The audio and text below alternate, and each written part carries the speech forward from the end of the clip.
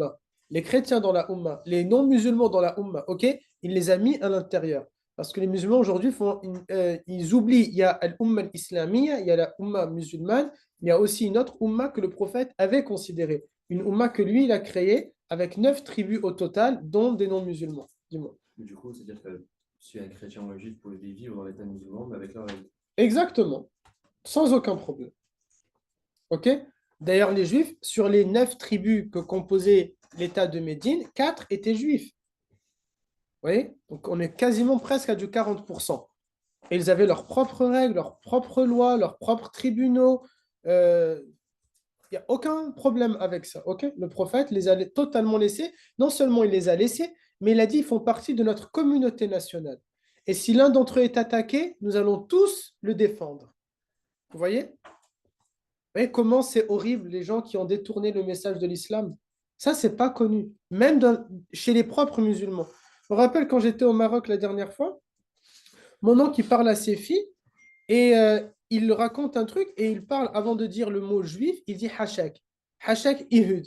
Et ma cousine, elle lui dit, mais pourquoi tu dis hachak? Hachak, chez les Marocains, hachak, c'est, je vais parler d'un sujet sale. Par exemple, je vais dire hachak, il est aux toilettes. Hachak, il y a de la saleté. Vous voyez? Ou bien quelqu'un, il nettoie ma saleté, on a mangé, hachak. Vous voyez? Désolé, tu touches quelque chose. Il dit hachak en parlant d'un juif. Ma cousine, elle dit, pourquoi tu dis hachak? Elle lui dit, Ibadallah, ce sont des esclaves de Dieu aussi, ce sont des êtres humains. Pourquoi tu dis? Il lui dit, non, mais tu as compris. Comment ça, j'ai compris? Non, c'est toi qui as mal compris. Les musulmans eux-mêmes, mes garçons, ils ont ce problème-là avec la communauté juive, avec d'autres communautés, et ensuite on a de gros soucis, nous. Allez maintenant expliquer, quand je vais tenir ce discours-là, de dire le prophète les a considérés dans la Ummah, le prophète leur a donné leurs droits, leurs règles, leur liberté de culte. Vous avez les non-musulmans qui ne vont pas nous croire parce qu'ils regardent autour de eux et ils voient que les musulmans n'ont pas le même comportement. Et la communauté musulmane qui va nous dire vous dites n'importe quoi. On est mal barré. J'en ai marre. Wallah, j'en ai marre. Yes. Du coup, je ne comprends pas d'où vient l'idée que les musulmans et les juifs, ils ne s'entendent pas. À cause des guerres. Ils sont pas- Surtout le conflit israélo-palestinien. C'est ça, surtout. Avant ça, il n'y avait pas de cette idée. Si, il pouvait y avoir.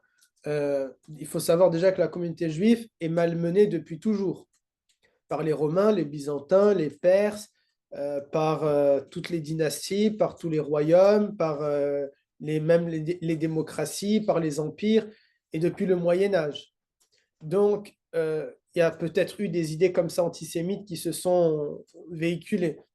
Mais vraiment, le gros conflit qu'il y a entre juifs et musulmans, il est surtout, c'est même pas en vrai entre juifs et musulmans, c'est un conflit politique israélo-palestinien qui s'est transformé au fur et à mesure du temps par, d'une part, les juifs qui vont dire ah ben c'est la faute des musulmans et par les musulmans qui vont dire c'est la faute des juifs. Ils ont transformé des deux côtés ce conflit en conflit de religion alors que c'est un conflit politique.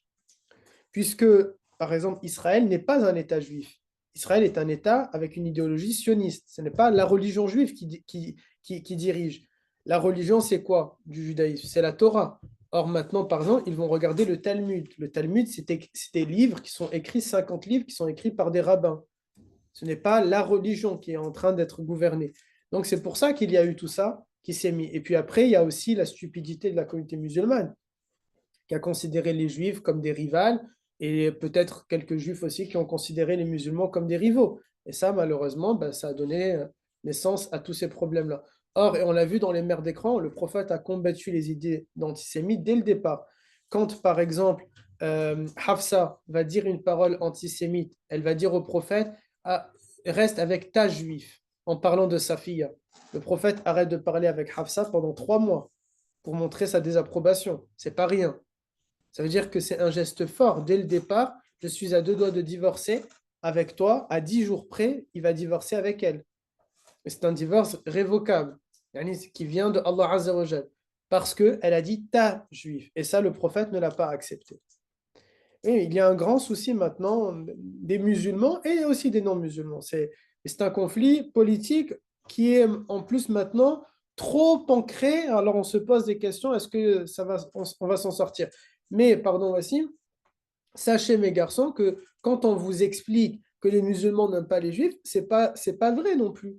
On voit bien, si vous regardez, vous demandez à vos propres parents, au Maroc, il y a énormément de juifs et ils vivent en toute liberté, sans aucun problème, sans aucun souci. Ils ont leur quartier, ils ont leurs tribunaux, ils ont leur lieu de culte, ils ont leurs représentants, même au Parlement marocain, même les plus proches conseillers du roi sont israéliens, il n'y a aucun problème. Et c'est pas qu'au Maroc. Au Maroc, en Algérie, en Tunisie, dans tous les pays arabes, la communauté juive peut vivre en totale liberté, en totale paix. Il n'y a aucun mal avec ça. Là où il peut y avoir des soucis, c'est en dehors des terres arabes. En France, entre les musulmans et les juifs. Il peut y avoir là des problèmes. Vous voyez? Et ça, c'est à cause de peut-être du dialogue, je ne sais pas, peut-être le dialogue, mais aussi la stupidité de la communauté. Là, moi, je regarde ma communauté, notre communauté. Je ne regarde pas là le reste. La réalité, c'est que dès qu'on est enfant, ok, il y a des paroles antisémites qui sont répandues. C'est vrai ou pas? On va dire à quelqu'un pour dire qu'il est radin, ils vont dire sale juif. Et ces idées-là, elles sont en train de se répandre. Et quand elles se répandent ensuite, ben le gamin, il grandit, et il a ensuite ces idées-là qui sont bizarres. Et donc, il faut combattre ce genre d'idées-là. De dire, par exemple, sale juif, ça, c'est une parole qui est grave. De dire, par exemple, je ne sais pas quoi d'autre comme idées qui sont en train d'être véhiculées. Comme quoi, voilà, des idées en plus vraiment typiquement antisémites. Ils ont beaucoup d'argent. Ça crée tout de suite un truc, parce qu'en déjà, en plus, en France, on n'aime pas généralement les riches. Et donc, et chez les Arabes, parfois aussi, ils ont un problème avec l'argent. Et là, on dit, ils ont, eux, beaucoup d'argent. Donc, ça crée, vous voyez, ce genre d'idée. Alors que non, il y a des pauvres et des riches. Il y a des hommes d'affaires et il y a des ouvriers. Il y a des gens au SMIC et il y a des milliardaires. Enfin, tout simplement. Et en réalité, dire ils ont de l'argent, c'est totalement faux. Si on regarde proportionnellement, peut-être dans l'islam, il y aura beaucoup plus de milliardaires. Quand vous regardez Qatar, Bahreïn, c'est les pays arabes qui ont du gaz et du pétrole. Donc, vous voyez ce genre d'idée. Il y a eu quoi d'autre aussi, peut-être comme idée comme ça, qui se sont mises. Ça a été de confondre entre Israël, l'État israélien, et la religion juive.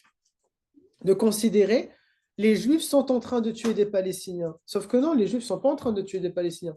À Jérusalem même, vous avez toute une communauté dans le quartier de Bel Hakim, ou bien vous avez les Juifs orthodoxes qui sont contre l'État d'Israël.